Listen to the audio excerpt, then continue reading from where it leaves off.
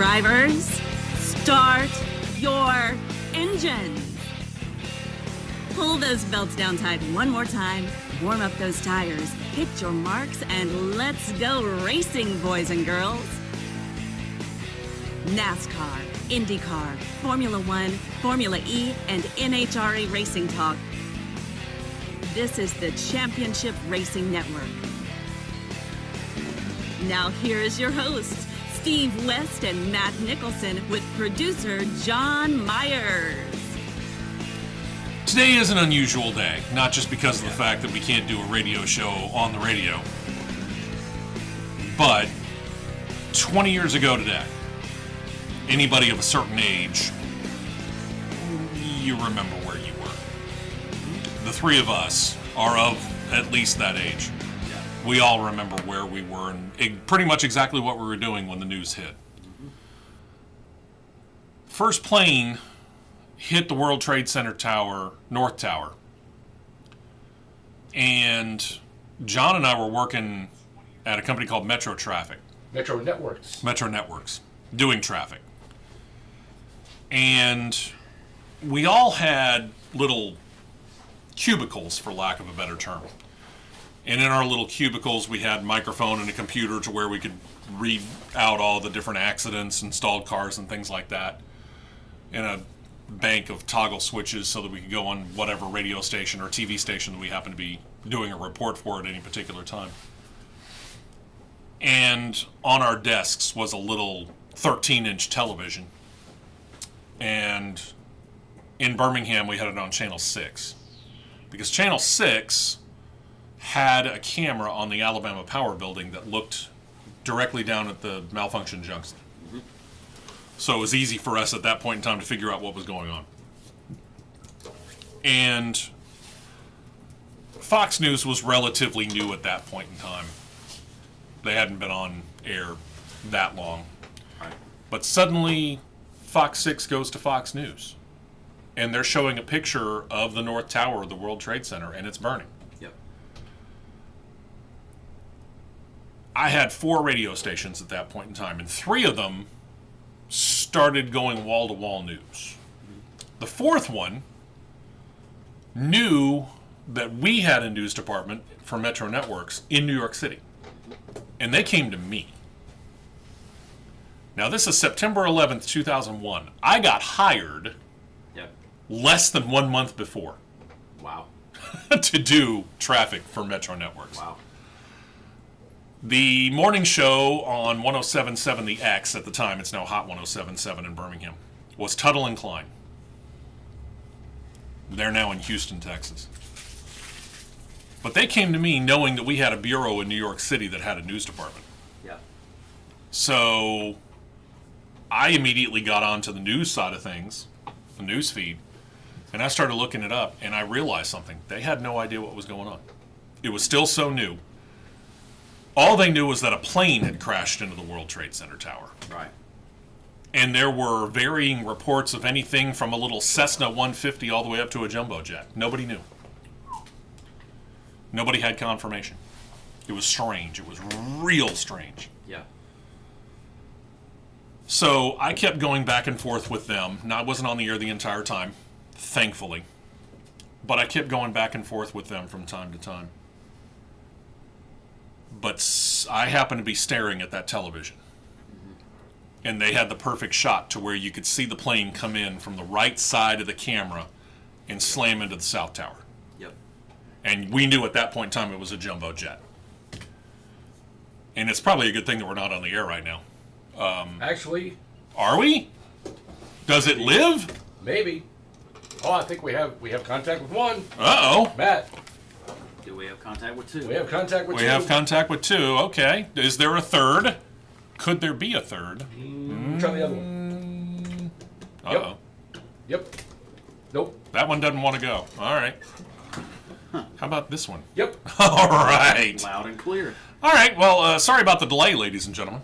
We've been trying to fill in on YouTube. We have no idea exactly what happened with the microphones. They were disconnected? In Indirectly? layman's terms, yeah. Okay.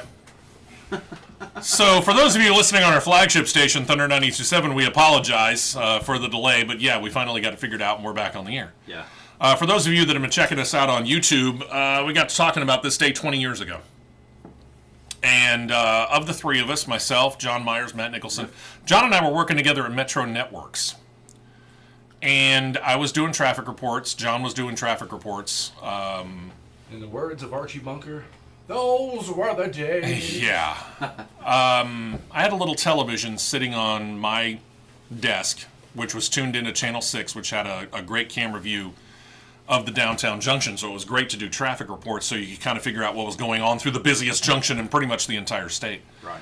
And then they went to network, and radio stations started going to network. But one radio station didn't, and that was what's now Hot 107.7. Back then it was 107.7 The X. And it was just in time. I just happened to finish off doing something of a report over the confusion of the first plane. And initial reports really didn't know what the plane was. We heard varying reports of anything from a Cessna 150 all the way up to a jumbo jet. Nobody knew what it was that had hit that first tower. And as we're watching the North Tower burn, suddenly we see from the right side of the television screen coming into the picture is another jumbo jet, 757, as it turns out, flies directly into the South Tower, and we knew at that point in time what was going on. Mm-hmm. That was 20 years ago today. And it's so strange because you go through a situation like that and you realize things and you remember things so well. They end up getting stuck in your memory because it's such a watershed event in everyone's lives. Yep. And the thing that I remembered was after having gone through and gathering news just in case somebody else came to us, which everybody went to their varying networks by that point in time. So for the next 3-4 days, we were doing nothing. But I remember stepping outside with John and a couple of other people in the traffic center at that time, and we were in Homewood, just off of Highway 31. And I remember realizing that there was barely a cloud in the sky, low humidity. In other words, a day that 20 years later is going to be very much like today in Alabama. Mm-hmm. Very few clouds, blue skies, Yeah. low humidity. Yep. Beautiful day. Yep. It was. Just like it was 20 years ago. It's strange how 20 years later it's going to be that way. The world stopped in the United States. Yep. We dropped, and I use that term carefully, we landed about 3,000 flights within 2 to 3 hours. I mean, cleared the skies Yep. within 2 to 3 hours. Very short time. The NFL, Major League Baseball, all the sports, including NASCAR, all said, we're going to take this weekend off. Mm-hmm. And rightfully so. And after that weekend, they all came back. NASCAR racing at not New Hampshire. Dover. They were supposed to race in New Hampshire that weekend is what it was. They ended up going back, and they came back to racing in Dover. American flags everywhere. Same thing in the NFL, same thing in Major League Baseball. And for about 3 to 4 weeks after 9/11, we as a country forgot all the stupid stuff that makes us separate ourselves out. And I don't care whether it's Alabama versus Auburn, Republican versus Democrat, white versus black, none of that. Not a single bit of that mattered for about a month. And then it all came flooding back, and we started picking at each other and being stupid. And 20 years later, it only got worse. Yeah. If for nothing else, Right. that 1 month Mm-hmm. was amazing. To see the entire country, 300 million people came together. Yep. I don't want anything like September 11th, 2001 to ever happen again. I don't care whether it's in this country or in any other country on the face of this planet. what's it going to take for us to, I mean, you know, we can all pick at each other over things like Alabama versus Auburn, okay? As long as we do it in fun. To which some people do not do it. Oh, yeah, some people take this Oh, way yeah. too far. It's ridiculous. You know, or I don't know, pick a couple of drivers. Kyle Busch versus Chase Elliott. I don't care. Whatever it is that's separating us out, it's all trivial. And if anything, this day 20 years ago should have taught us that. But I don't think it did. Sadly enough, I don't think it did. Take this day. Take this day. Remember the 3,000 people that lost their lives on this day 20 years ago, and the men and the women who lost their lives in the war on terror since. Just for a day, could we? And forget about all that other stuff? Set aside all differences. Yeah. All right. I agree. PSA done. Yep. We got a lot to get to. That's And a an short understatement. time to get to it. Yes. I do believe we ran break number 1. No, Or- no? no, Oh, okay. I thought we did. no. Okay. Let's see how much we get to before we get to that first break. Let's take a look back. Let's recap the action. We begin last weekend's racing action with the Xfinity Series at Darlington. The Hard Luck Racer of 2021 has finally seen the light at the end of the tunnel, and lucky for him, it wasn't a train coming right at him. For a time, it appeared Moonlighter Denny Hamlin was going to have another win at a track that he seems to have melded with perfectly. But a penalty for an equipment violation during a late race pit stop sent him to the back of the field and opened things up for one Noah Gragson. Gragson grabbed the lead from Daniel Hemrick with just over 50 laps left, held off the field for the rest of the way, claims his first win of the year. First career win at Darlington and third career Xfinity Series win in his entirety. But it took overtime. Daniel Hemrick hit some debris, caused a spin, and a final caution allowed Harrison Burton to claim second, then Austin Cindric third, fourth through 10th, Justin Haley, Jeb Burton, Justin Allgaier, Tyler Reddick, Jeremy Clements, Myatt Snyder, and Alex LeBay. Nice run for Alex. With his win, the series playoff field now expands by one more that is locked in. Cindric is still your 1 seed, 5 wins. A.J. Allmendinger next with 3 wins, then 2 wins for Allgaier, and single-time winners Justin Haley, Noah Gragson, Jeb Burton, Myatt Snyder. Remainder of them playoff contenders that are in on points right now include Hemrick, Harrison Burton, Jeremy Clements, Brandon Jones, Riley Earpst. Riley Earpst, not one of his better days, lost some of that points lead now over Ryan Sieg, who is in 13th, and on the outside looking in, the difference 84 points. Ryan's going, so you're saying there's a chance. That's not a lot, actually. It's not a lot, but It is a lot. want to talk about short time to get there? Ryan's got a real short time to get there. Yeah, but if- 2 more races?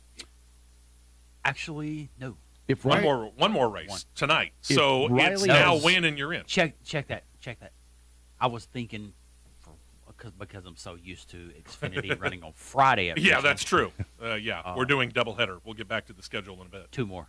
2 more tonight and next the weekend. lock-in races next week at Bristol. so if Not much but time. what I'm saying, if Riley has a bad day and Ryan has a really good day, It would have to be almost perfect. well, 84 stranger points. things is all I'm I saying. agree. Don't get me wrong. He I would agree.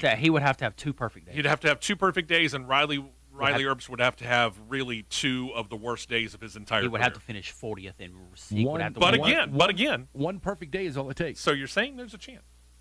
A win will seal it, a little right? bit. A little bit. Am I right? Am I right? It would. A win It would, yeah. Sunday's racing, we start overseas in Netherlands. Formula One's first race at Zandvoort since the mid-1980s, and I'm here to tell you, I like that track.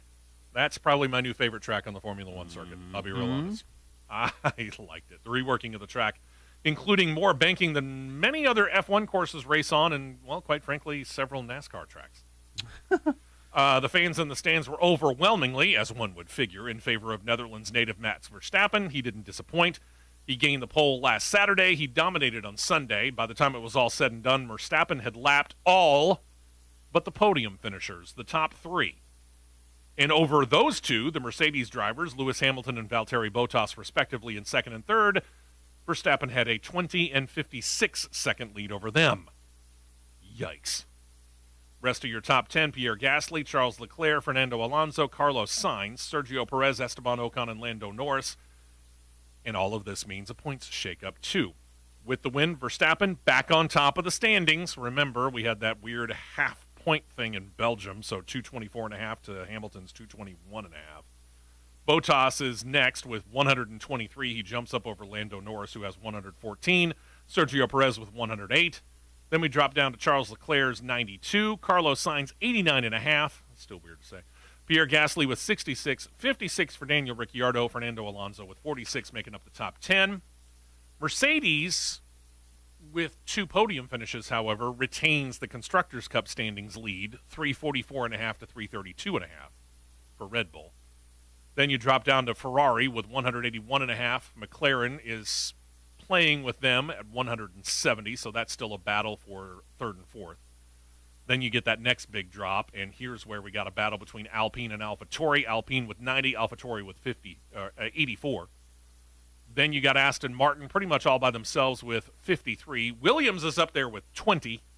Alfa Romeo with 3. And Haas continues to soldier on with a big fat 0. Although, they did qualifying yesterday. Nikita Mazepin qualified 20th. Mick Schumacher qualified 18th. That's about what we figure for this year with Haas F1. Shocker. But when you look at what's going on in FP2 right now, practice session number 2 for the boys in Monza over there in preparation for the Italian Grand Prix, you notice somebody that was sitting in the top 10 for a moment. Keyword was. Was. Nikita Mazepin was 9th. Because he was, only 9 cars had been out on the track? Actually, no, all 20 had. Where is he now? He would be 16th. Oh, well. Hey, it's not last. At the conclusion of FP2, he is 16th. It's not last. No, he's not. Do it in race condition. But when your lead Ferrari-powered car is one Robert Kubica. Wow. In the Alpha. That's not good. No, not when you're in your own backyard of Monza. Yeah, I was about to say, especially when you're in Italy, which is where Ferrari is based. Yeah. Yikes. All right. Let's take a break. When we come back, we'll come back with the National Hot Rod Association as they were in Indianapolis for the final race to lock in all the drivers for the countdown to the championship. And, of course, we have the fine folks of the Cup Series as they were running at Darlington last weekend as well. We'll figure out who it is that might have locked themselves into the next round of the playoffs right after this on CRN. Don't touch that dial. The Championship Racing Network will be right back. Fuel only, fuel only. Go, go, go. We're back to the Championship Racing Network. Hey, there we are. Sorry, All right. old habits. Yeah, I know. Usually I'm on microphone 4. He hit microphone 4. I'm this week on microphone 3. For those of you listening on the radio, yeah. For those of you watching on YouTube, it might make more sense. I don't know. Let's get into the NHRA. They got things rolling in Indianapolis for the final race of their regular season, or the final race before the countdown to the championship got locked in. In Top Fuel, shocking, it was Steve Torrance against Brittany Force. Torrance got off the light first, and that was it. Force lights up the tires off the start. Torrance wins, pulls a time of 3.749, 324.44 miles per hour. It's his umpteenth win of the year and 50,000th win of his career. I lost count. Ron Capps and Tim Wilkerson pair off in the funny car finals. Capps has a quicker reaction time, but Wilkerson's got the horsepower. He claims the win. 3.912 ET, 320.36 miles per hour. It's his first event win in 5 years. That's a weight off of his shoulders, isn't it? Yeah, just a little. I mean, as the driver Yeah. of this particular show, and you've won, and then all of a sudden you go on a 5-year drought and you finally claim that win, I can only imagine the celebration. I know because I went on a 4-year winless streak. There you go. And it was just like, that's all you could do is just like, Thank you. The elephant in the room has left the building. What was I doing wrong all these years? Yeah. And it probably wasn't the fact that you were doing anything wrong. You just missed it by that much, to borrow a phrase. Yep. Kyle Koretsky and Erica Enders made it to the finals of Pro Stock Car. Enders had it from the reaction time to the finish line, quicker off the lights, Puts her across the finish line, 6.626 ET, 206.1 miles per hour. Her third event win of 2021. Third time she has won this event in her career, and this is one of the more prestigious NHRA events, Indianapolis. And in Pro Stock Motorcycle, Angel Sampey advanced to the finals, taking on Eddie Krawick. The two got off the line at almost the exact same reaction time. Photo finish gives Krawick the win at the other end, 6.844 ET, 198.58 miles per hour. And finally, in Factory Stock Showdown, Jesse Alexandra against Aaron Stanfield. Alexandra with a stellar reaction time, 0.017. Gets the win, running in a Copo Camaro, again, that you can buy if you have the money. A 7.841 ET at 178.33 miles per hour. Yikes. So here are your qualifiers for the countdown to the championship. The 10 in Top Fuel. Hey, Steve Torrance, top qualifier. Who could see that coming? Shocker. Brittany Force, then Antron Brown, Leah Pruitt, Sean Langdon, Mike Salinas, Justin Haley, Billy Torrance, Clay Milliken, and Doug Kalita are the 10 that will battle it out for the division title there. Funny Car, 11 drivers because of that new rule that we talked about last week on the show. They make it to the countdown. It is Ron Capps, then John Force, Bob Chaska III, J.R. Todd, Matt Hagan, Robert Height, Alexis DeJoria, Cruz Pedregon, Tim Wilkerson, Blake Alexander, and the 11th guy who slides in is Jim Campbell. Despite being fourth in the standings, strangely enough, Kyle Koretsky not eligible for the countdown because he did not attempt to qualify, at least for all events leading up to this. So the 10 drivers competing for the title are Greg Anderson, Erica Enders, Aaron Stanfield, Dallas Glenn, Matt Hartford, Troy Coughlin Jr., Mason McGahey, Derek Kramer, Chris McGahey, and Kenny Delco takes the slot that would have been taken otherwise. And then there are 11 riders battling it out in Pro Stock Motorcycle for the title. They are Matt Smith, Steve Johnson, Scotty Polachek, Eddie Krawick, Angel Sampey, Ryan Ayler, Joey Gladstone, Angie Smith, Karen Stouffer, Andrew Hines, and Corey Reed. Now, the Factory Stock Showdown does not have a countdown to the championship, but in points, Aaron Stanfield's got himself one very huge 533 to 396 point lead over David Barton. Then Jesse Alexander, 372, 337 for John Serbone and Leah Pruitt, 332. This division has only 2 more races to determine a champion. It is Aaron Stanfield's to lose. We'll see whether he does. Camping World Truck Series in NASCAR then took to Darlington Raceway, sweeping the season events at the track. Sheldon Creed. Creed won the spring race, his second win in a row, his third straight playoff win for Creed as well. All of that by grabbing the win at Darlington. And here's the thing, third straight playoff win for Creed. The first of those 3 was the one that got him the 2020 title. And in case you missed it last weekend when we gave our predictions for champions this year, I'm predicting Creed goes back-to-back. He starts off well with 2 playoff wins. Yeah. Creed took control after a round of pit stops on lap 68, led the final 80 laps, besting no less than John Hunter Nemechek in second. Stuart Fries in third, then Todd Gilliland, Parker Kligerman with a run. Nice run for him. Grant Enfinger, Chandler Smith, Johnny Sauter, Zane Smith, and Matt Crafton make up the top 10. Creed is, obviously, on to the next round with 2 wins in 2 races so far. John Hunter Nemechek locked himself into round 2 on points.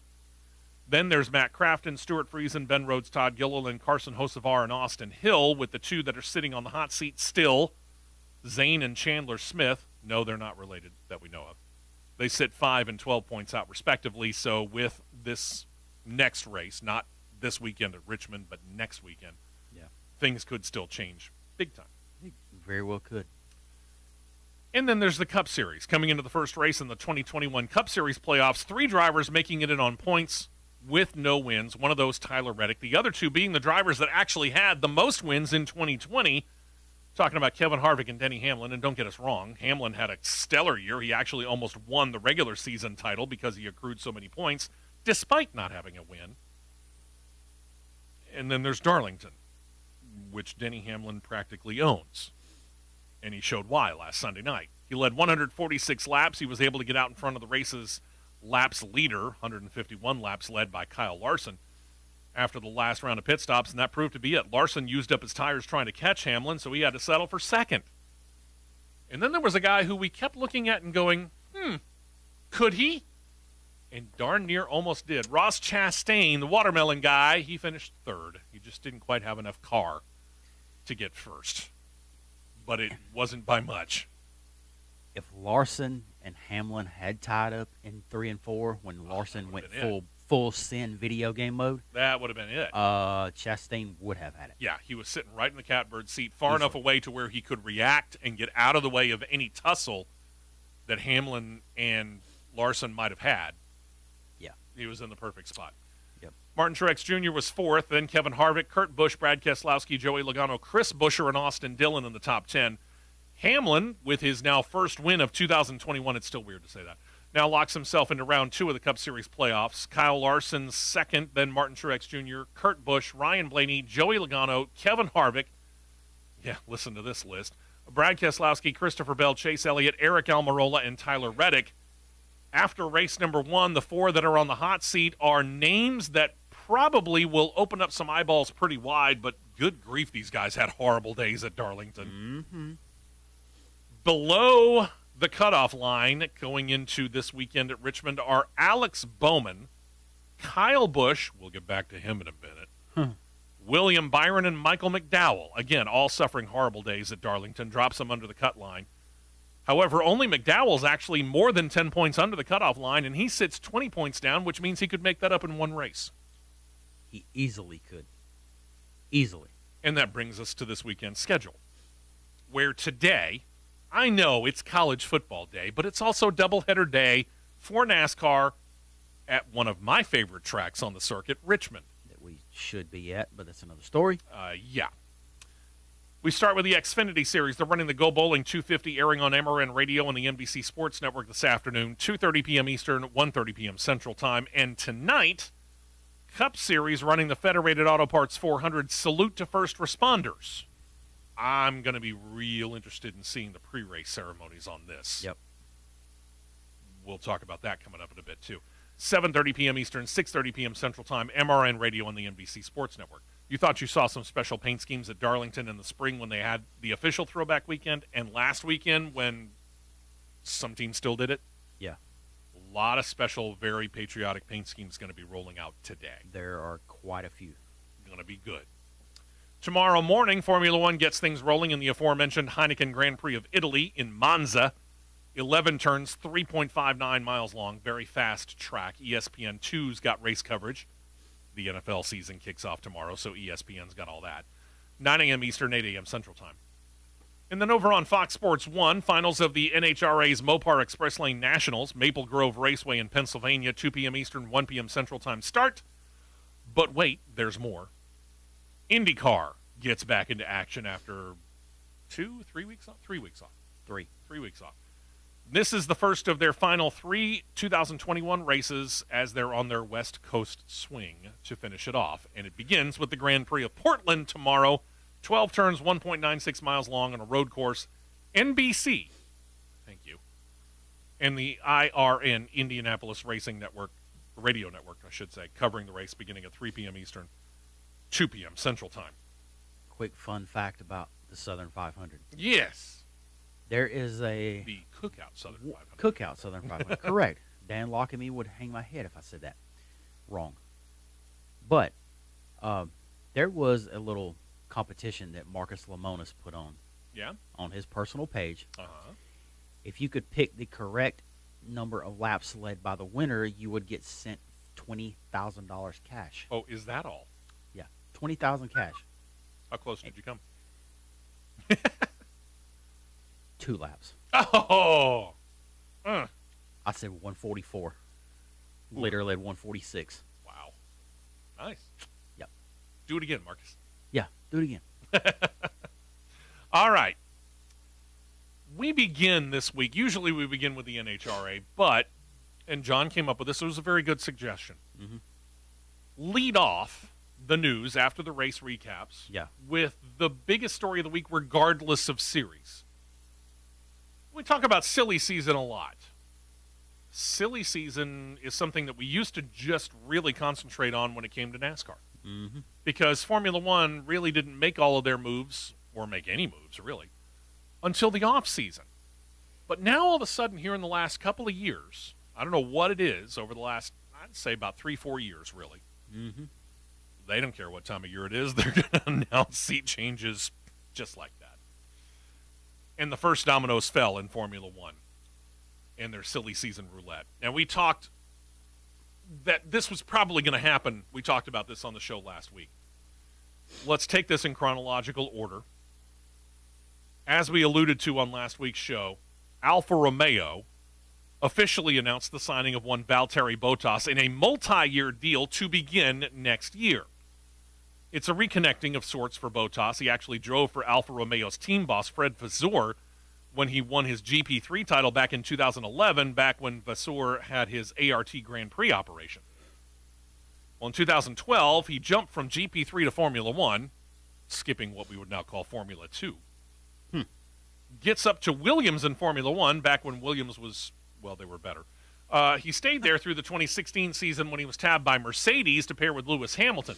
He was winless at Williams, but since moving over to Mercedes, he's claimed 9 wins and has not finished lower than 5th in the final season standings. He's currently 3rd this year to this point. So with that move, we pretty much figured it out on Monday, but Mercedes didn't make it official until Tuesday, that George Russell will slide from Williams to pair with Hamilton at Mercedes in 2022. He's a Mercedes development driver anyway, being loaned out to Williams, so that's not much of a shock. Nope. Russell has signed a multi-year deal to be promoted from development driver to Formula One racer for Mercedes, and again, finalizing something that's been rumored really from the beginning of the season. Russell's only 23. He's having his best season so far in Formula One. Got his first podium finish, although it was the Belgian Grand Prix, which never went under green officially. But he's been showing consistent and impressive qualifying performances in equipment from Williams that is considered, to be kind, less than ideal. He joined Williams for the 2019 season, but last year he was able to show his chops. When Hamilton came down with COVID in the second-to-last race of the year, he flipped from Williams to Mercedes and actually led laps and finished in the top 10. And that really wasn't Williams or Russell's fault. That was more a bad call on strategy by the Mercedes guys. Yep. It was because he had that race in hand. He really did. And if they had gotten the strategy right, he might have gotten a victory. Yeah. So, the 2 big names got settled. The 2 ones that we were mostly curious got settled. And that suddenly set off the domino effect. Here comes the flurry of moves. On the same day as Russell's confirmation on Tuesday, Red Bull's sister organization AlphaTauri decided they were going to continue on in 2022 with their drivers Pierre Gasly and 2021 rookie Yuki Tsunoda for next year. Those moves became possible when Red Bull themselves signed Sergio Perez to a contract extension, which happened late in August. We noted that here on the show. AlphaTauri's got 84 Constructors' Cup points, the bulk of which, 66, have been scored by Gasly, but for a rookie, Tsunoda's shown pretty good speed, and he's got 18 points, and he's been fairly consistently qualifying in the top 10, all of which gave AlphaTauri confidence that that pair was the right combo to continue on with next year. But what this also did was confirm that now former Red Bull / AlphaTauri driver Alex Albon was still looking for an F1 seat, and since he didn't have one at Red Bull or AlphaTauri, he began to look elsewhere. Williams came a-calling, since they were in need of a driver to pair with the, as we found out on the same day, the returning Nicholas Latifi. It's Latifi and Alex Albon next year. Red Bull confirms they have terminated any contract ties with Albon, but claim to have retained what they term future options for Albon. I don't know what exactly that means. If you've terminated your contract, how in the world do you have future options with him? Well, don't know. I don't know either. It's Red Bull. They've done so many weird things over the course of their time in Formula One. I don't even know where to start. Well, with Dr. Marco and good old Christian Ginger Spice Horner, there's no telling. Yeah, there's really no telling. There's really not. We'll see. And that leaves us to the saga of one more driver before we go to break, and that is Niko Hulkenberg. And Hulkenberg appears to be out of luck in trying to get back into F1 as a full-time driver. He last raced full-time in 2019. He did have 3 fill-in stints due to COVID in late 2020 when he was subbing in for Racing Point, now Aston Martin drivers Sergio Perez and Lance Stroll. Again, had to sit out due to COVID-19 positive tests. This year, he has been Aston Martin's official reserve driver, supporting Stroll and 2021 newcomer Sebastian Vettel. But he said all the time that his goal was to return to a full-time racing seat. However, with only Alpha at this time being considered a possibility, they still haven't mentioned what they're going to do with Antonio Giovinazzi, although Antonio is still in the running to keep that seat. Hulkenberg has admitted he hasn't had any talks with that team about going there, so says he may have to move on and away from Formula One to continue his racing career. What's the possibility of him going to Indycar? Because, as team owner Ed Carpenter recently noted, Hulkenberg has shown an interest in at least testing. But Carpenter added this, quote, "I wouldn't put a whole lot of substance to Hulkenberg getting a full-time IndyCar ride." But he did say at least not with his own team. Read into that what you will. Smoke screen. Yeah, read into that what you will. That is a smoke screen. It's got to be. I get the funny feeling, because Hulkenberg, he's expressed pretty vocally interest in IndyCar.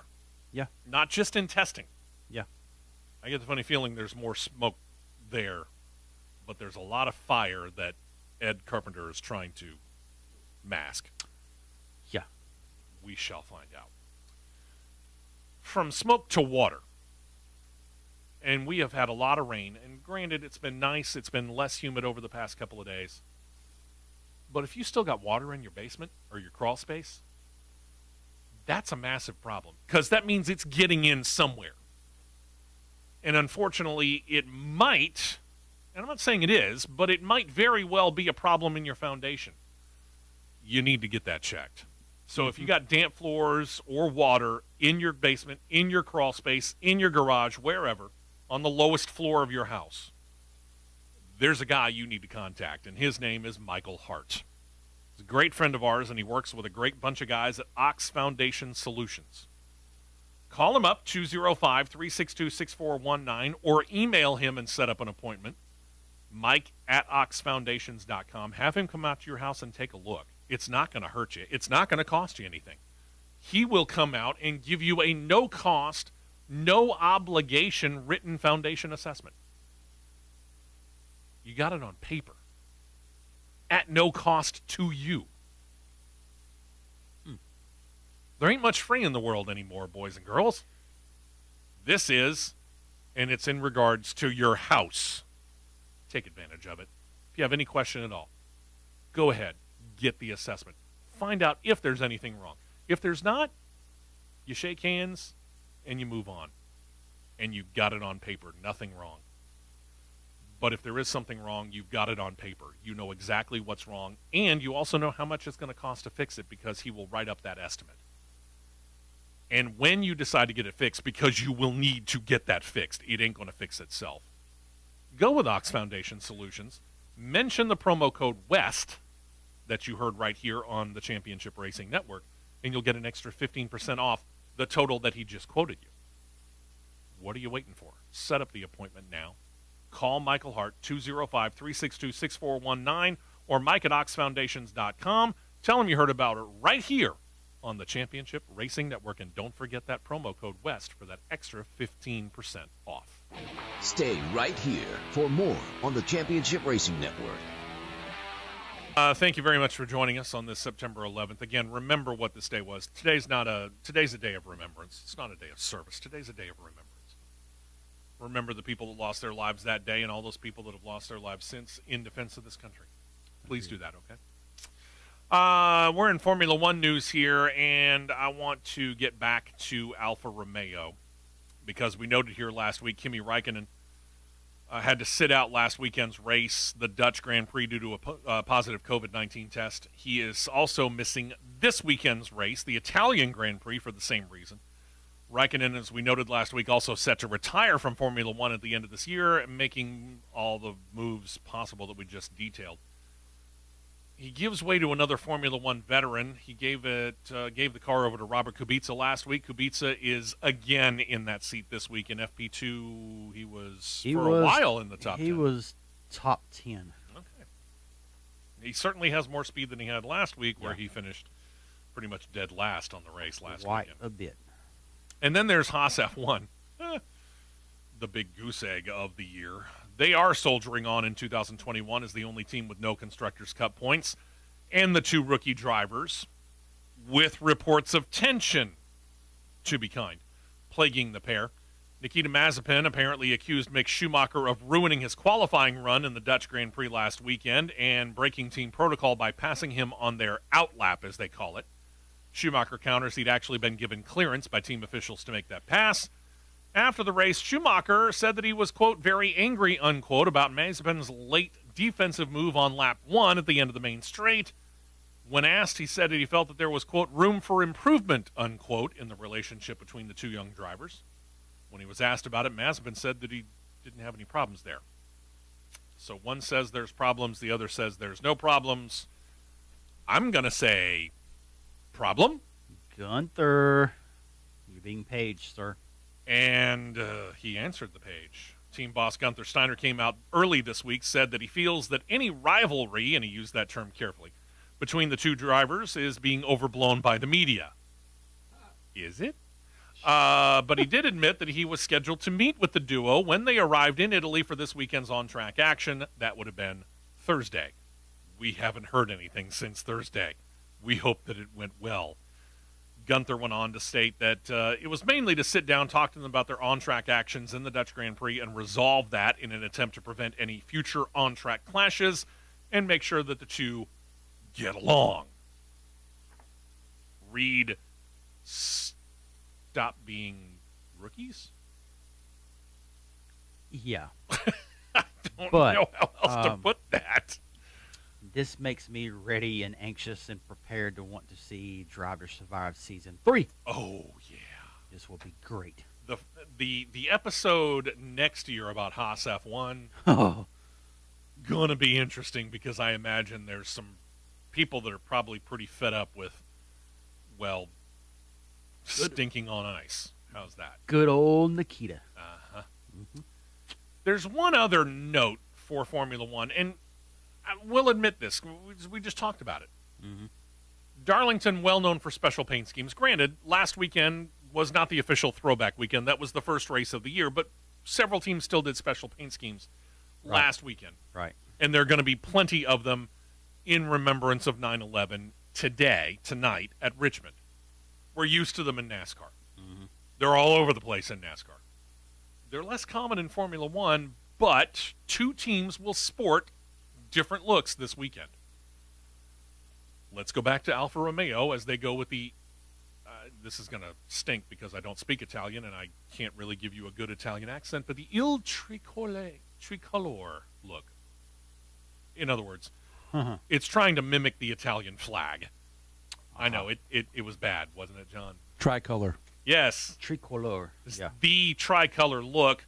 The prominent red and white continues on the Alfa Romeo car, but the green gets highlighted quite a bit more this weekend. Very appropriate considering they're running the Italian Grand Prix at Monza.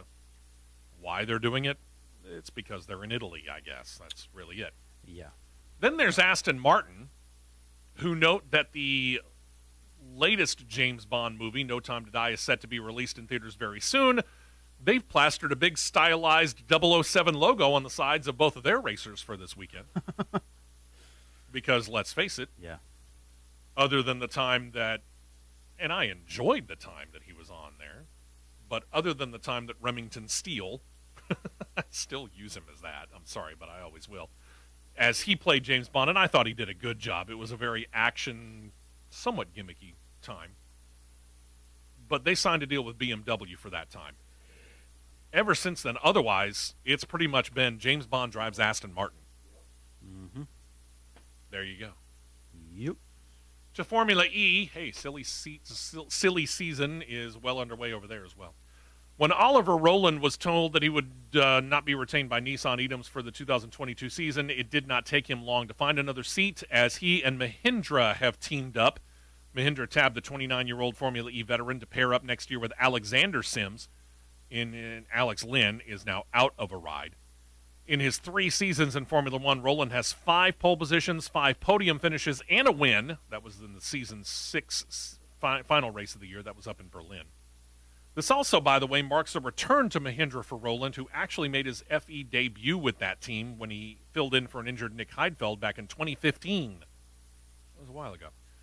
Next year will be Sims' 2nd season with Mahindra. He has a win back when he drove for BMW Andretti Racing and claims a best finish of 2nd for Mahindra this past season when he was in Rome. So at 33 and 29, Mahindra actually has a veteran driver lineup as they try and climb back up the standings. We'll see if it works. Mm-hmm. Then we move on to IndyCar. Open Wheel is busy this weekend. That it is. Not been a great year on track for Andretti Autosport. They haven't claimed to win this year. And all of that over the summer led Michael Andretti, the team owner/operator, to announce that the driver lineup of 5 drivers in 2021 would look vastly different in 2022. That process has already started, as we've been detailing on the show. But at the same time, Andretti's been looking for other ways to develop and bring talent up into IndyCar. Back in February, he partnered with former IndyCar driver Michael Jourdain, who won 2 races back during the CART IRL split. Since then, Jourdain has been the man in charge of Andretti Jourdain Autosport, running in the Super Copa Championship, which is based out of Mexico. There, they have several drivers in several different types of racing. One of them is a 21-year-old by the name of Salvador de Alba Jr. He leads the Super Copa points, while also sitting 3rd in the NASCAR Mexico Series standings. Andretti and Jourdain admit, flat out, this is their own form of a driver development program without actually calling it that. I got to admit, I have been wondering, because we've heard practically every Formula One team has a driver development program of some form. Yep. Or other teams, Reed Haas F1, benefit from a benefactor's driver development program. Right. Reed Mick Schumacher, who is a Ferrari development driver driving for Haas F1. Or George Russell, as we talked about earlier in this hour. I'm surprised it's taken this long for teams in IndyCar to really start to develop this. I know that we got the Indy Road to Indy ladder, but it's not like Team Penske has been dealing with teams in the Indy Lights program a whole lot. They probably watch them, but it's not like they're closely affiliated with one. No. But the one question that comes to mind now, and I did not even know that this this coexistence existed. Right. What series does Andretti not field a team in? NASCAR. NASCAR and NHRA is about the only thing I know of. That's about it. Because here's the thing. So you got this Super Copa thing going on, and there is already a pairing between Andretti and George Steinbrenner IV, which is the pairing that brought, back in 2017, advanced Colton Herta up through Indy Lights and into IndyCar, where he is currently driving for Andretti Autosport. The program here, though, between Andretti and Jourdain is not just for drivers, but crew members as well. And they say it may lead into an entry or two into IndyCar in the future, kind of like Andretti Autosport with Harding-Steinbrenner Racing was. How many cars can Andretti possibly have their name on in IndyCar? Time will tell. Right now it's 6. Yeah. Can we go for 10? I'm going to say 10's not out of the question. No, especially not with the expansion of IndyCar as we've been watching. No. Not out of the question at all. Nope. 2 more notes here. The SRX series is back into the news, but first to the NHRA. While the countdown to the championship gets underway this weekend, one funny car driver eligible for the title will not actually be racing. NHRA COVID rules do allow for a substitute driver to gain the regular driver the points. So while Matt Hagan will actually sit out with a COVID-positive diagnosis, His funny car will be driven by Tommy Johnson Jr., Dodge Hellcat Charger. This is the second weekend in a row, actually, that Johnson has filled in for Hagan. But as we mentioned, the points that Johnson picks up will be assigned to Hagan, who enters the countdown ranked 5th. Nice move on the NHRA's part to recognize that this is something beyond the control of the driver and to give the driver said points. I like it. Thankfully, they did it. And that leads us to Tony Stewart and Ray Everham's Superstar Racing Experience, which, nice debut in season number 1. CBS liked what they saw. They have re-upped for season 2. What we saw in season 1 was all short tracks, 4 asphalt or paved tracks and 2 dirt tracks. Mm-hmm. But that might change next year. It very well could change because a quote was getting by smoke this week. Obviously, after the first season, you're going to want to make tweaks and changes, but we're extremely happy with the product, obviously. Happy with the fact that after week 1, we took the fans' feedback and were able to implement that for the next 5 weeks. Here's the kicker. I personally would like to add a road course race to the schedule next year. Definitely looking at driver lineups and potential changes in the driver lineup for next year. Unquote. I have no doubt that the driver lineup will change. Oh, I'm sure. Because a lot of it has to do with availability. If anything changes, I'm going to say that it expands. Probably. If I'm guessing, it's still going to be a 6-race season, televised by CBS on Saturday nights, on primetime, in about 2-hour blocks. I would say 8. Give or take. I'd say probably 8. Could be. If it stays at 6, 2 dirt tracks, 1 road course, 3 paved short tracks. I still think that they're not going to go, except for the road course, to any really long any oval track that they go to is probably going to be under a mile long. Easily. And if he expands out to 8, at least 1 more dirt track makes the cut, I would think. I would say so. So I would say so. If we go to 8, 4 paved tracks, 1 road course, and 3 dirt tracks?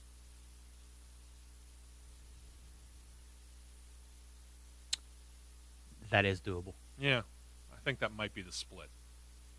I would think Tony Kanaan would be back. I would think Paul Tracy would be back. We know Smoke's going to be back. I'm trying to think of other drivers who might. Michael Waltrip probably would come back for another run. Possible. I was trying to think of other drivers. Haley Deegan, she was part-time. She might be able to run part-time next year, too. Elio Castroneves, he goes full-time in IndyCar next year. They might not smile upon that the whole time, him trying to do all of that.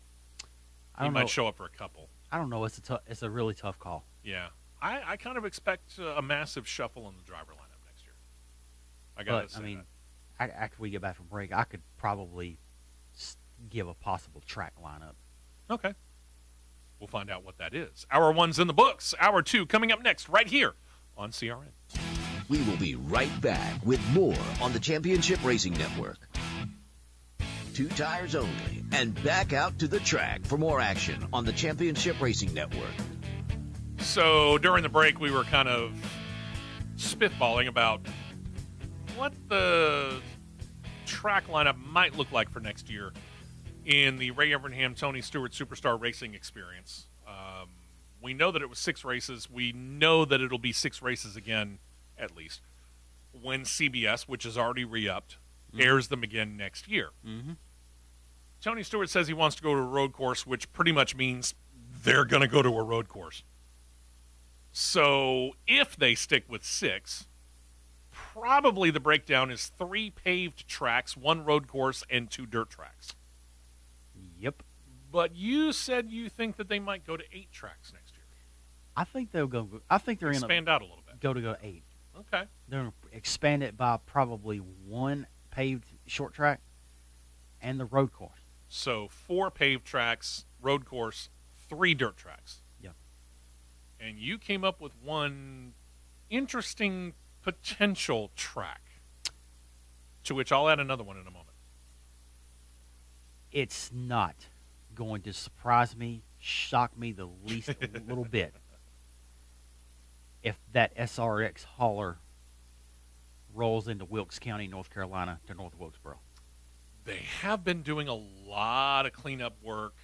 In a very quick amount of time. Yes, they've been working on that track massively. Yeah. There's still a lot of work to be done. Right. There's no doubt about it. Yeah. The grandstands are, well, shot. The tower needs help. A lot. But for a race like this, with primetime over-the-air network coverage, I would imagine that the people that are working on it would be more than happy to grab a few more people and make it happen. Which brought up the question, would you consider going back to Rockingham, which is already back in race condition to the point where they have a race that you know of Coming up in November. scheduled for later on this year. So we know that that already is in racing condition. With late model style cars. Huh. Oh, I'm looking forward to hearing the 2022 track slate. Very much so. But here's the caveat to this that I think is the elephant in the room here. CBS got it prime time on Saturday nights. Yes. What road course are you going to run at night on Saturday night? None, unless you go to Abu Dhabi. Seems unlikely. Very unlikely. But I'll call my shot on the road course prediction for them if they go to a road course. Here's a possibility. We saw them stick, for all intents and purposes, I know they went to Knoxville, Iowa. 5 of the 6 races were held east of the Mississippi. 1 race was held in the southeast, and it proved to be an extremely popular race, Nashville Fairgrounds Speedway, the season finale. The point where they said that they had their first sellout since, what, the 80s? Yeah. Why wouldn't you go out west? 8 p.m. Eastern, 7 p.m. Central Time start in California is 5 p.m. Bringing in Sonoma, WeatherTech Laguna Seca, there's Portland. I don't know if Long Beach would be willing to do that, but if you scheduled it right, could be an undercard to IndyCar. You've got a pretty decent road course in Utah as well. Just saying. But could happen with the style of cars they have. The road course that I could see them going to, Lime Rock Park, because it's a shorter road course. Yeah, could bring in temporary lighting easier. Temporary lighting could be brought in easier. But there's one thing that I'm not going to put past Stewart and Everham. Okay. Think about this. The current chassis design of the Cup cars will be discontinued next year. True. Do they take the 12 Cup cars? 12. I know there's 12 sitting at Stewart Haas. Yeah, we know. Do they take 12 chassis and say that were built for road courses? Well, not only that, but take those 12 chassis and turn those 12 defunct Cup cars into SRX cars, therefore widening your range of tracks. That's a possibility. Time will tell. Stay tuned. We'll keep you updated. Let's get into NASCAR and the Cup Series and head back to Darlington for a moment. We mentioned during the recap, and by the way, if you just joined us, yeah, we've been on the air for an hour-ish. Long story, not getting into it. But we had to join in early because Auburn, as happens during college football season, our flagship station in East Central Alabama is an Auburn affiliate. They've got an 11 o'clock kick, and due to their pre-game coverage beginning 3 hours before the actual kickoff, we had to come in an hour early. So we'll be off at 8 o'clock. So let's get back to Darlington. We mentioned an hour ago during the recap of last Sunday's Cup Series race that several playoff contenders had bad days, and that includes one 2-time Cup Series champion Kyle Busch, who got loose and into Austin Dillon and into the wall And after he did that, brought his car down pit road. But the thing about it is, he didn't stop in his pit. He took it straight to his hauler, which under normal circumstances would be fine, as long as those in charge of keeping the people in the infield and garage area safe were prepared for him to have done it. They weren't, because Kyle Busch didn't say taking it to the hauler. He just drove it there, which means that as he went down pit road and then turned to take his car behind the wall, he ran over several orange safety cones. He actually took one of those all the way with him to his hauler. Mm-hmm. Those action caused more than one person, at least one of them a NASCAR safety official, to have to either jump or run to get out of his way. And then on top of that, in an interview with media, thankfully they were on cable, Kyle Busch said a word that, well, let's just say we're not allowed to say on these airwaves. So NASCAR decided that, yeah, they're not going to play. They brought out the penalty book, and they fined Kyle Busch $50,000 for a safety violation and actions detrimental to stock car racing, as well as violating NASCAR member conduct guidelines. That's the least they could do. Well, yeah, but you see, this little thing that we like to call social media, if a lot of people had not been ranting and raving about it, they probably wouldn't have just done much of nothing. I don't know. That whole thing about him running over the cones and having people jumping out of the way, including a NASCAR safety official, True. there was going to be backlash for that. True, but the backlash probably wouldn't have been as high. I agree.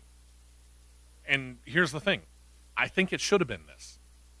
And quite frankly, I think Kyle Busch needs to be on, okay, I'm going to borrow it from Animal House, double secret probation. Because we've been told time and time again, we get it. Your emotions are running rampant and you're ticked. Yeah. It's the heat of the moment. But you know what? Right. We're trying to have kids watching our telecasts. Watch your mouth. Yeah, yep. Scott Miller, NASCAR Senior VP of Competition, told the hosts on SiriusXM Satellite Radio's NASCAR channel early this week, quote, "It was a situation that could have been bad. Fortunately, nobody got hit or anything like that, but putting people in harm's way for no reason is something we take seriously." So he's $50,000 poorer. He stroked a check. Kids, ask your parents what a check is. Yeah. Tonight, before the Cup Series race at Richmond, NASCAR, which has paired, this goes back to that whole paint scheme situation we were talking about late last hour. You're going to see numerous cars with special paint schemes tonight, both in the Xfinity and the Cup Series. A lot more in the Cup Series probably, but you will see some in the Xfinity Series race later today. But NASCAR is also paired with the 9/11 Memorial and Museum for pre-race actions, which will include to fans in the grandstands handing out a whole slew of small American flags. They're going to send the drivers out before the green flag is shown on parade laps led by first responder vehicles. And it is expected that most, if not all, teams will have the American flag prominently displayed in their pits, with several teams expected to have special paint schemes, obviously, again, in honor of 9/11. They should take a, just for wild idea here. Just for, I'm not going to say just for giggles, but they should take a page out of what Noah Gregson's been doing. Okay. When he wins, he goes to victory lane. He takes a checkered flag, and he puts it into the jack bolt hole in the window. Yes. Take a flag, put it in there, do your parade lap. Mm-hmm. Put the flags in there, not where the drivers got to hold them. Let it sit right there. Yeah. Let them ride. Pace lap behind the first responder vehicles with all the flags in the stands, and then let them come back down pit road when they're doing their pit road speed check. Do it for the first couple of segments. Let them stop, take the flag out, let them keep going. I like that. And there's one other thing that I'd like to see him do. And I came across this show yesterday as I was grabbing a quick bite to eat just before we got into high school football on my other job. NBC Sports Network was running NASCAR race seasons, and they look back appropriately on 2001. If you think about the 2001 year, and if you look at it in NASCAR terms, and then you add in 9/11, you want to talk about a year. Yeah. It was a year that began, obviously, with the death of Dale Earnhardt at Daytona. And all the emotions from that and the reappearance of the number 3, which had been transformed into the number 29, and Kevin Harvick behind the wheel in the first race ever in that number 29. He grabs the win in Atlanta. Steve Park grabbed the win the very next week in another DEI car and all that. And then you get to 9/11. And as we mentioned, they were scheduled to race the weekend after 9/11 in New Hampshire. That got postponed, and considering NASCAR's rather prolific schedule, they didn't have another open weekend, so they had to push it all the way to the end of the year. It became the new last race of the year. So the very next race that they actually did race was in Dover. And Dale Earnhardt won, but almost more, really, in my mind, no disrespect to Dale Earnhardt, more importantly, go to the flag stand. You had 2 people up there on the flag stand. One was doing the regular flag waving, including the checkered flag. There was a second person that was hanging out up there holding an American flag. Yep. Richmond, do that. Especially on this day. I have the paint scheme chart right here. I found it. Okay. We've got one running patriotic style schemes tonight. You've got Quinn Houff, Austin Dillon, Kyle Larson, Eric Almirola, Chris Buescher, Martin Truex, Christopher Bell, Bubba Wallace, William Byron, Ross Chastain, Eric Jones, and B.J. McLeod. But There's one more. Garrett Smithley, who is filling in for Cody Ware. That's another special one. I saw that one actually last night. There are actually 3 schemes that are blacked out. Ah. Joey Gase, Garrett Smithley, J.J. Yeley. Okay. They debuted They're or probably they unveiled it on NASCAR race day, the Fox Sports one. They unveiled it on that one last night. Rick Ware's team, they're keen about unveiling special schemes at the track. Right. And leaving them in the dark. Yeah. Which is about the only thing that Rick Ware Racing gets right. Yeah, that's about right. So, they do a really good job on special paint schemes. I don't know if you heard this during the week, too. There was it was on Tuesday. During the regular weekly media Zoom availabilities that they went back to doing through the week. Finally. Martin Truex Jr. told a story of actually on September the 11th, they were testing in Dover. Mm-hmm.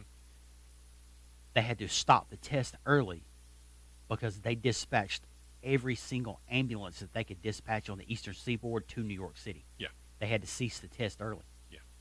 And he told it just like it was yesterday. Yeah. And I thought, wow.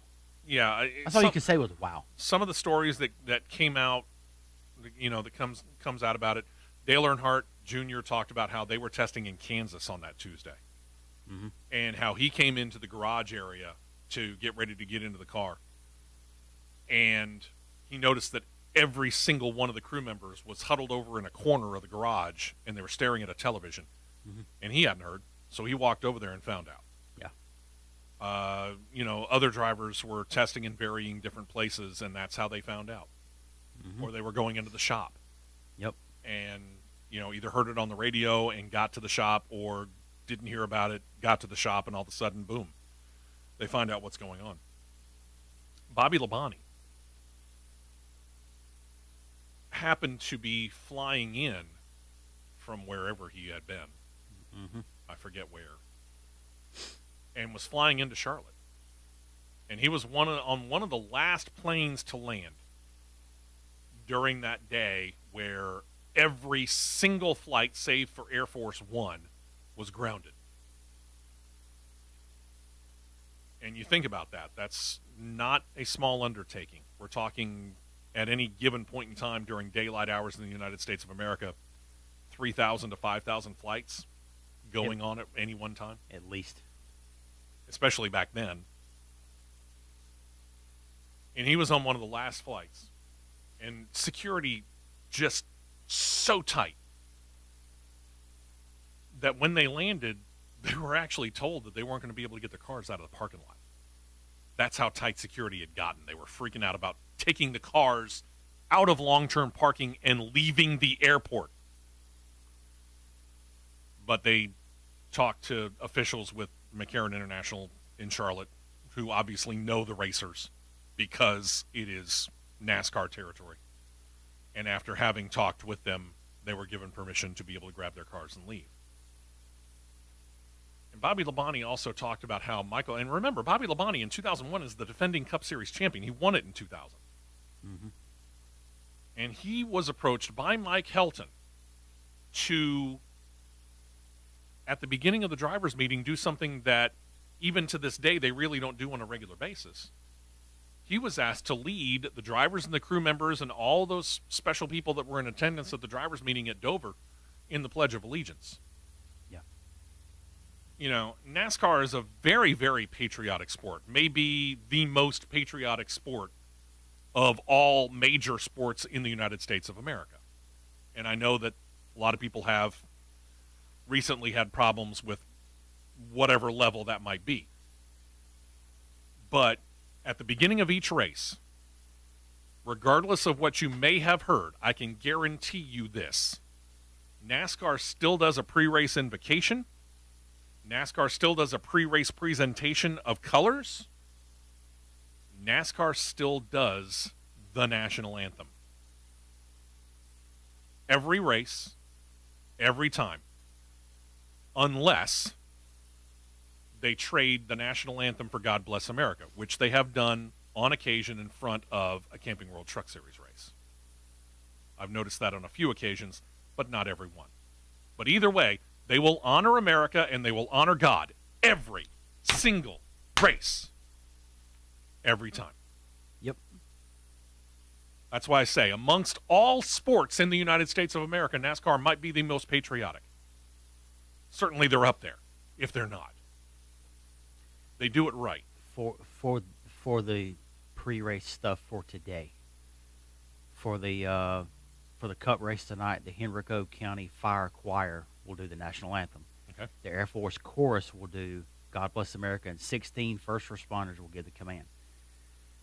A Henrico County Fire Department ladder truck will be in turn 4 with an unfurled flag, and a banner with all 2,977 names lost on September the 11th will be unfurled as part of the Cup pre-race. And I want to say I heard something about a moment of silence. Yes, that as well. Prior to the Go Bowling 250, the Air Force Brass Quintet will perform the national anthem. Let's see, let me look right here. For the Go Bowling 250, the NASCAR Xfinity Series teams will have an American flag and a 9/11 memorial and museum flag at their pit boxes for the event. Race teams will unfurl both flags for display and stand on the pit wall between laps 9 and 11 during the race. Fans will be also asked to stand during this time. There you go. One more note. Let's go back to that Garrett Smithley car with Rick Ware Racing. Supposed to be driven by Cody Ware, but Cody is what, COVID-19? No, Cody is out due to carbon monoxide poisoning. Carbon monoxide poisoning. I knew it was something. He was feeling under the weather. So the car that Garrett Smithley is running in favor of Cody Ware also has the names of those people who lost their lives on 9/11. Hopefully he does not bend that car up. Here it is. Got it right here. Yeah, it's a good-looking car. It's a solid black car tied in with the NearTech ODT and 9-line apparel. Yeah, it's got all those names on it, though. It's got all the names on it. Uh-huh. Pretty cool. Good stuff. We'll continue on with NASCAR information when we come back. 2311 Racing has announced something in the front office. They got their driver situation set for next year as they do expand out to 2 cars, but their front office situation had been less than settled. They took care of that. We'll detail it when we come back right here on CRN. Don't touch that dial. The Championship Racing Network will be right back. Fuel only, fuel only. Go, go, go. We're back to the Championship Racing Network. Before we tell you about what's going on at 2311, we want to tell you about our good friends over at Ox Foundation Solutions and our good buddy Michael Hart. And we want to tell you about these guys because if you have a home, you're going to want to keep it for a while. If you own it, if you are paying a mortgage on it, you're going to want to keep it around for a while. You're going to want to keep it in good shape. If you're renting, you might want to talk to your landlord about it because you're going to want it to be in good shape for a long time. And we're talking about the basic, simple part of it, the foundation of it. All houses settle over the course of time because, well, let's face it, they're heavy. It's a big, heavy building, and, well, ground shifts. So the problem is that it may cause things to be a little bit worse over the course of time, just depending on exactly how much the ground shifts. Causes cracks in the brick, basement walls, the sheetrock, your windows or your doors stick. You maybe have uneven floors or they squeak a lot. Things like that, or worse, water or damp floors in your basement or crawl space, which if you do have that, that's definitely got to be checked. It may not be a foundation problem, but it's got to be fixed either way. And that's where Ox Foundation Solutions comes in and our good friend Michael Hart. Give him a call, 205-362-6419. Again, 205-362-6419. So anywhere in the state of Alabama, if you're listening to us on our flagship station or checking us out on any of the numerous radio streaming websites that are out there that carry the flagship station, or if you're watching us on our YouTube channel, which is free, by the way, anywhere in the state of Alabama, he can go. From the Tennessee border down to the Gulf Coast in Mobile, from Mississippi to the Georgia state line, it don't matter what part of the state you're in, Michael can go check it out. He is licensed to do that. If you can't reach him by phone, again, 205-362-6419, email him at mike@oxfoundations.com. Have him come out and do the no-cost, no-obligation written foundation assessment so you can find out what, if anything, may be wrong with your house. If there's nothing wrong, you have it in writing. If there is something wrong, you have it in writing and you know how much it'll cost to fix it. And then you tell them you heard about it right here on CRN. You mentioned the promo code WEST. And whatever that total was now becomes 15% less. That's right, 15% off just for saying you heard about it right here on CRN and you mentioned the promo code WEST. That's it. 205-362-6419 or mike@oxfoundations.com. You got nothing to lose. Oh, except for the foundation under your house. So go do that today and tell them you heard about it right here on CRN. All right, 2311 Racing. Year number one for team co-owners Michael Jordan and Denny Hamlin. With driver Bubba Wallace, they've had their growing pains, but they seem to be doing pretty well, all things being equal. Decent, yeah. Next year, in addition to Bubba Wallace, in the number 23, they will break out Michael Jordan's other uniform number, 45, and the driver will be Kurt Busch. Yep. So things seem to be pretty settled there. He's getting better. But the front office still had a weird situation where the team president, Steve Lauletta, had an interim tag. Which I found awfully weird. Mm-hmm. Since the team was officially formed back in 2020, Lauletta has been the interim president. But Denny Hamlin, the team's co-owner, earlier this week said this, quote, "He has been an invaluable part of our team from day one, called Lauletta the perfect fit for that operation and willing to do almost anything that was needed. So because of that, they have removed said interim tag. He is now officially the team's president. He is a motorsports veteran who moved from Chip Ganassi Racing over to 2311. He'd been at Chip Ganassi for a decade prior. He's got a long history in motorsports. He actually started in the motorsports world on the marketing side with Miller Brewing Company right out of college. And he also has his own sports marketing agency called Pigeon Sports Marketing that he began back in 2018. So he's got his feet and arms and hands in a whole lot of different things. But they like him enough at 2311. He is now officially the full-time president, no longer the interim. Yep. For 2 days this past week, we noted this last weekend on last weekend's show. We noted that 8 teams and 8 drivers would be hanging around Daytona and take part in a 2-day Goodyear tire test, officially, in the next generation stock cars that will debut on track officially next year. According to NASCAR, there were two goals for this test. Number one, they wanted to help Goodyear Tires develop a tire that can return to Daytona in February and be reliable.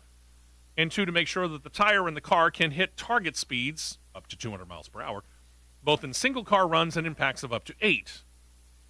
I don't remember seeing official speeds noted anywhere. I have not seen any. But NASCAR Senior VP, Vice President, easy for me to say, of Racing Innovation, John Probst, said this, quote, overnight, we changed the tapered spacer and made it smaller. So from day 1 of testing to day 2, they changed the tapered spacer. They made it a little bit smaller. They dropped the horsepower down to about 510, then reduced the rear spoiler down to 7 inches. And he said, quote, that had the desired effect today. We did slow down the cars some, so they were going fast. How fast? We don't know, but they were going fast. Enough to make NASCAR go, maybe we need to back off. The feedback from the drivers was that it wasn't a radical change from one to the next, so we now feel that we have that data to evaluate coming back here. Added that likely they will come back for preseason testing in January to pick up right where this test left off. So, in other words, same size tapered spacer and rear spoiler at 7 inches to begin with?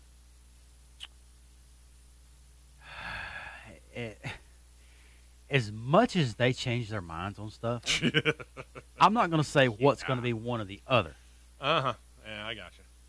But, the initial first time when they hit the track with solo runs, it was over 600 horsepower. Mm-hmm.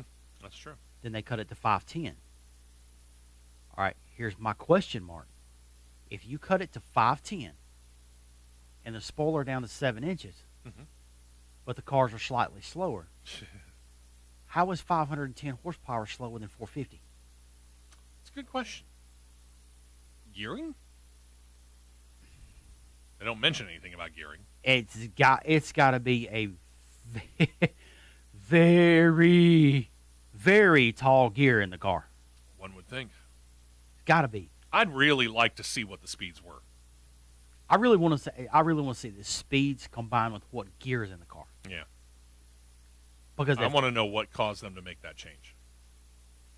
I don't know, but by me watching the little videos that I watched and I clipped them and sent them to you, Yep.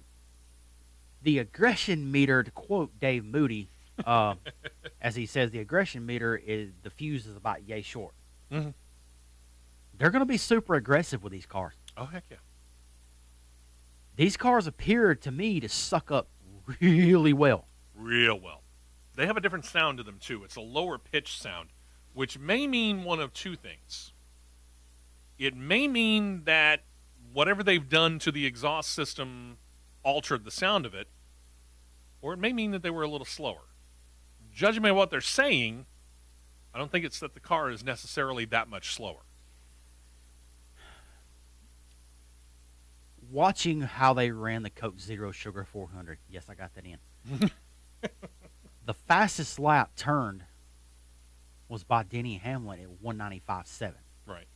Which is about 3 to 4 miles per hour on average, slower than what they were until they changed the taper spacer.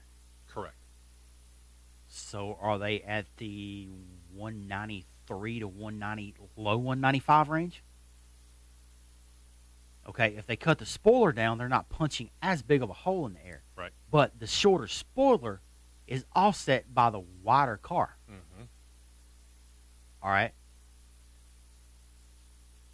So you could really go with a bigger tapered spacer because the cars are punching a bigger hole in the air, right, creating more drag.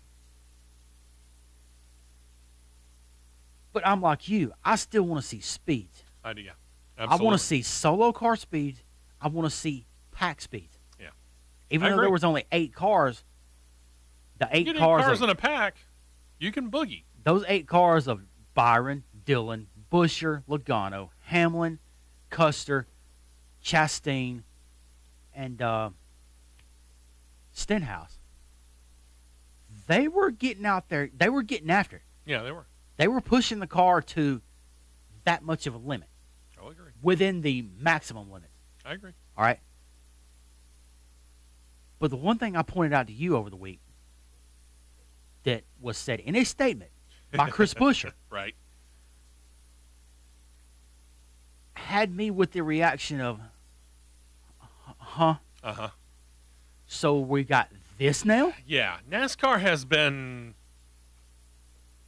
deliberate, I'm using that word kindly, about bringing in modern technology, because obviously the more modern technology you have, the easier it is for, well, let's just say, inventive engineering on the part of crew chiefs. True. It took them a long time to go into fuel injection, but they finally did. Then all of a sudden they brought about a digital dashboard, but that's pretty carefully watched as well. Then there's this. Drivers noted a couple things about this new car, including an in-car rear view camera in place of a mirror. Chris Buescher said, quote, "The rear view camera is really neat there. Learned a lot about it in the runs and the drafting runs there. You can actually see quite a bit more than what you're used to. I use the camera a lot, the spotter up on the roof, to learn where the cars are and be able to start getting a gauge on how close they really are." All right. This is the major problem I have with this car. Okay. Why in the world do you need a rear view camera in a stock car? I don't know. I mean, Why? Is the view out the back that bad? You're taking the job of the spotter away. Funny, though, Chris Buescher says, I was using the camera and the spotter. Here's how I knew They're going to adapt to that. Here's how I knew something was up. That video I sent you, in-car video of Buescher, I think it was a 2.5 minute video. Yeah, give or take.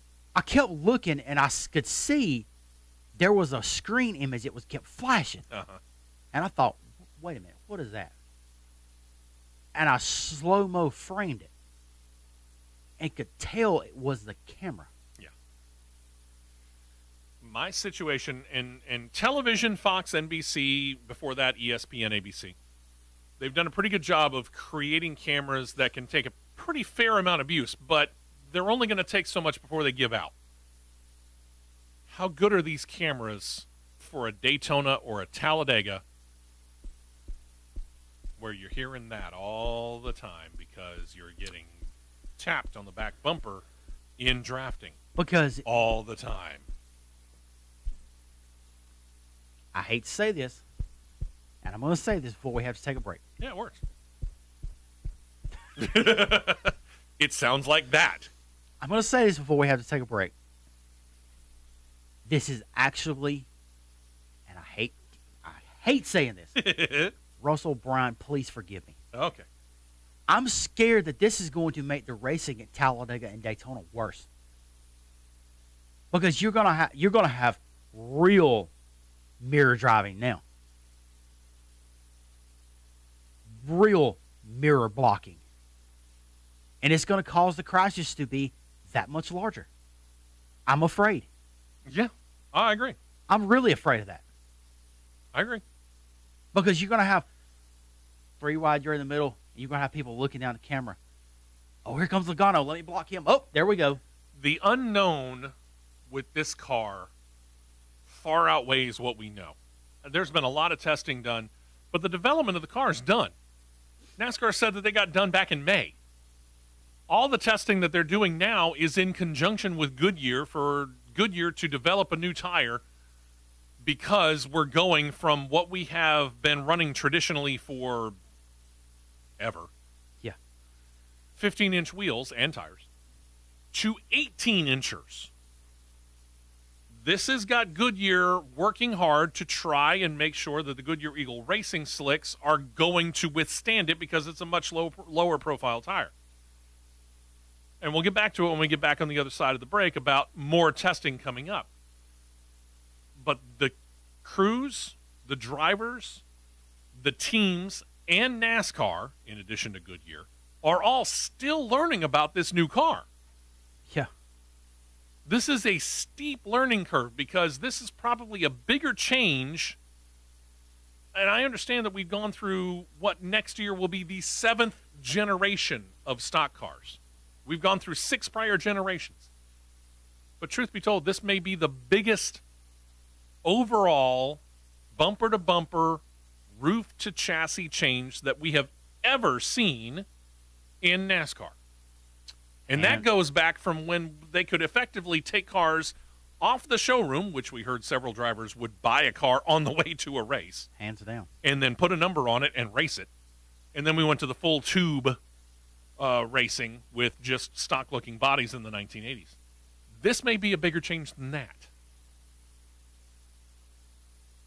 And there's, again, it's a steep learning curve that has to be figured out by February of next year when they go racing in the Busch Clash.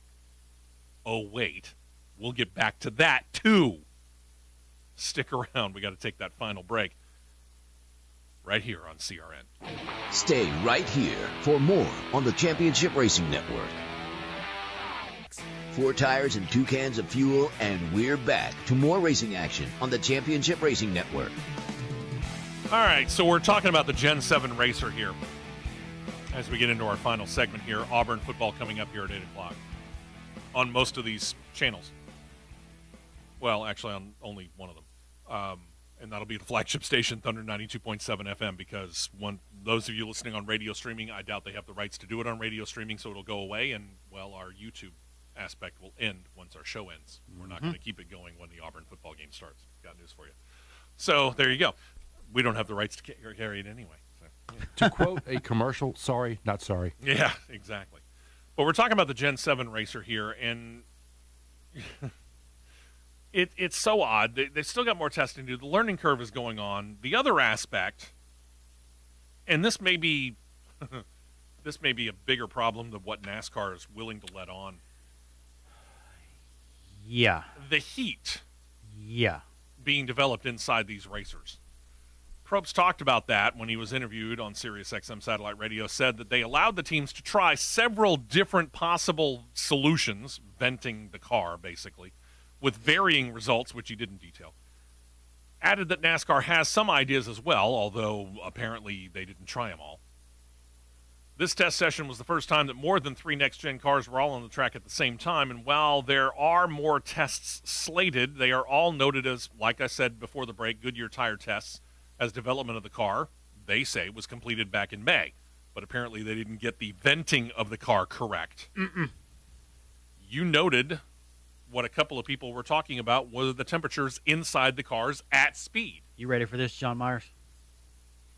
No, but go ahead. 160 degrees inside the cockpit. Now, I don't know about you, but That I sounds don't actually pretty good. I don't like my drivers cooked. It's now because you have dual exhaust coming out of both sides of the car. Yeah. Running right under the driver's seat. I'm all for being warm, but that's a little bit more than warm. The hottest I've ever been in a dirt car, even though it's an open cockpit, down inside the cockpit where I was sitting low, the hottest I've been in is 120. That was warm. Somewhere down the line, there's going to be insulation. Has to come into this. And I know it adds weight. Got to. I know it adds weight, but you got to figure out a way to put that in there. Or you're going to have to reroute You're going to have to reroute it. the exhaust. Something. Maybe. Nah, just use a space bag. Sure. That'll work. I can see them in an astronaut suit driving the car. A great line of Apollo 13, the heat shield. Yeah. The heat shield. The heat shield. Organization's going to get the chance at a couple of more test sessions, one in October on the Roval layout at Charlotte Motor Speedway. Oh. This will be the first time that teams will be allowed to put multiple cars from the same team under the same roof out on the track at the same time. Then 2 more tests are slated just after the season comes to an end in November. Tracks have not been detailed there to give the teams that much more prep time for 2022. And again, then you got January. Preseason testing at Daytona. Please come to Talladega, please. You did it at Daytona, and you know what? Talladega's faster than Daytona. Yeah. It only makes sense to bring him here to Talladega. Yep. Hey, Beard Motorsports doesn't have a charter. They are proudly a part-time Cup Series operation, but they have already promised that despite losing their benefactor earlier this year, he passed away, and despite the high hurdles for a non-chartered part-time operation, they are stating with authority they will be back and will attempt to qualify for the 2022 Daytona 500. Now they got to find a driver for the number 62 Camaro. I've got a candidate right over there. Just saying. Through an alliance with Richard Childress Racing, the team has already acquired at least one next-gen chassis and have, as they've stated in the past, used now retired Cup Series driver Brendan Gaughan to compete on super speedway races at Daytona and Talladega. But as we just noted, Gaughan is retired. So they're looking for a driver. They used Ty Dillon earlier on this year. I don't know if that's an option in 2022. That guy right there. He's an option. They actually used Noah Gregson. Oh, was it Gregson? It was Gregson. I thought it was Ty Dillon. Pardon me. I'm pretty sure. Oh, that's right. And I'm Gaunt Brothers Racing was Ty Dillon. Yeah. I do feel that people from the NASCAR ranks do listen to this show because a lot of things do come true that we do talk about. Mm-hmm. I'm all but confident that I could get an ARCA approval race at Daytona. Because Yeah. We know. Mm-hmm. I'm pretty sure I could get approved pretty quick. So, He's available. Beard, I'm He's waiting. available. If you're watching on the YouTube, the website's right up there. Email, well, whatever, there. It's up at the top of the screen. Yep. Go onto the website. Contact me. Contact information's there. Have helmet, will travel. There you go. To the Xfinity Series, adding into the commemoration of racing on 9/11, and exactly 20 years ago since those fateful days on this day back in 2001, Xfinity Series will be noting the day. All teams will have American and 9/11 memorial and museum flags on display today in the pits, with NASCAR asking all teams and fans, this I think is pretty cool too, to stand during laps 9 through 11. Yep. I remember doing that back in 2001 after Dale Earnhardt died. We would all stand up on lap 3 and hold our hands up with the fingers up in the air. Mm-hmm. Now we get to do that this time. It's good stuff. Dale Earnhardt Jr. has also chosen this as his 2021 race. He is getting into a number 8 Chevy Camaro that will be adorned with a paint scheme that highlights United for America and mirrors the 9/11 Memorial and Museum's tribute in light. Blue and white paint scheme on the car featuring 4 spotlights. Those 4 represent the Twin Towers that fell that day. Also, the Pentagon and the plane that was taken back by the passengers and ended up crashing near Shanksville, Pennsylvania, along with the words "Never Forget" on it. Saw a picture of that last night in the twilight. The sun had already set, but you still had some light in the background. But there's 2 bright, shining beacons shining up into the air. Yep. Beautiful shot. Mm-hmm. The driver of the 02-hour Motorsports Chevy Camaro last weekend at Darlington was not Brett Moffitt. Moffitt reported to team officials that he began to feel a little bit under the weather while he was on his way to the racetrack last Saturday. NASCAR protocols kicked in, and he had to sit out. He's 22nd in the standings going into last weekend. He's not in the playoffs. So the doctor said, why don't you sit out this weekend at Richmond as well? So our Motorsports, like they did last weekend, has turned to this weekend NASCAR veteran Ty Dillon. Oh, there he is again. To drive the car. He has 8 Xfinity Series starts in 2021 to date. 3 of those with our Motorsports. 2 of those top 10 finishes. Not last weekend at Darlington, but he did finish 13th. Moffitt put out on social media that he will be at Richmond, but as a spectator on pit row sitting atop the War Wagon. If he can be at the track sitting on top of the War Wagon, why can't he be in the car? NASCAR protocols. Said he plans to be back in the 02 Chevy, driving it. If it pertained to that, yeah, why is he even at the track, period? Exactly. Said he plans to be back behind the driver's, the steering wheel back next weekend when they go to Bristol. It's got to be some other kind of health issue. Got to be. Driver Brandon Brown and his Brandon-built motorsports operation have been very vocal about their willingness to deal with literally any potential sponsor. According to a report from the team this week, that willingness has actually paid some dividends. The team states that all remaining 2021 races have been filled with sponsors for the number 68 Chevy Camaro. Beginning last weekend at Darlington, it started with a cryptocurrency company called TradeTheChain.com. I never heard of them. They've got a token out there called Cent, S-E-N-T.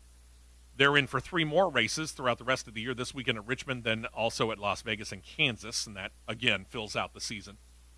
This deal also includes the rider that the team is going to be paid for said sponsorship in the cryptocurrency itself, which, by the way, marks the second time that a team in the Xfinity Series will be paid that way.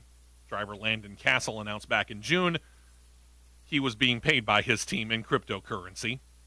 For Brown, he's actually quite the savvy social self-promoter. On social media, he has not been shy about promoting not only the willingness to deal to get sponsors, but what he does, promote them even if it's only on a one-race deal, using everything within his power, including dressing up in nothing but overalls. Yeah. I'm not going to go any further into that. No, don't. I'm going to leave that right there. It should tell you everything you need to know, though. It should. In Camping World Truck Series news, McAnally Hilgeman Racing has announced their intent to become a two-truck operation come 2022. There's a lot of twos in there. In the announcement, they said that they have signed driver Colby Howard to drive the second truck. He will pair Derek Kraus, who strangely enough is actually not signed officially for 2022, but is expected to be back in what would be his third year with the team. At this time, the team has not announced a truck number or any sponsors for Colby Howard's entry. If you're not familiar with Colby Howard, you could be forgiven. He's an 18-year-old. Drives for JD Motorsports this season in the Xfinity Series. He's got 43 races in Xfinity Series racing under his belt over this year and last. A little bit more limited in Truck Series experience. He's only got 3 races under his belt since the 2020 season began. No wins, no top 10s. Colby Howard? Got good potential. He's just been in a junk ride this year. This an okay ride? McAnally Hilgeman will be much better than what he is, for sure. So a step up, even though he's quote-unquote stepping down. Because he's, with this move right here, he's been kicked out of the 15 car in Xfinity effective immediately. Yeah. Hey, thanks for your time. Yep. Appreciate you. Yep. Nice Motorsports has announced they're giving 21-year-old Indiana native driver Chris Hacker 2 more races this year. He'll drive in Las Vegas and in Martinsville. This is a driver who was born with a brachial plexus injury. This has resulted in 3 surgeries and years of physical therapy to overcome, even despite the weakness in his arm that continues due to that injury, along with a limited range of motion in one arm. He has pursued his dream and become a success at it of being a racer. As they were when he debuted at the Worldwide Tech Raceway at Gateway last month, he is set to be sponsored by a company called the Charred Flag Factory. It's a New York-based flag-making company that has worked with corporations, the military, fire, and police departments around the country, along with major sports teams, to create flags for all of them. Pretty cool. Yep. And then one more note. Oh, wait a minute. I'm sorry. 2 more notes. NASCAR's talking about changes next year on the schedule. One of those is potentially bringing on Worldwide Tech Raceway at Gateway for a points race in the Cup Series, which I'm okay with that.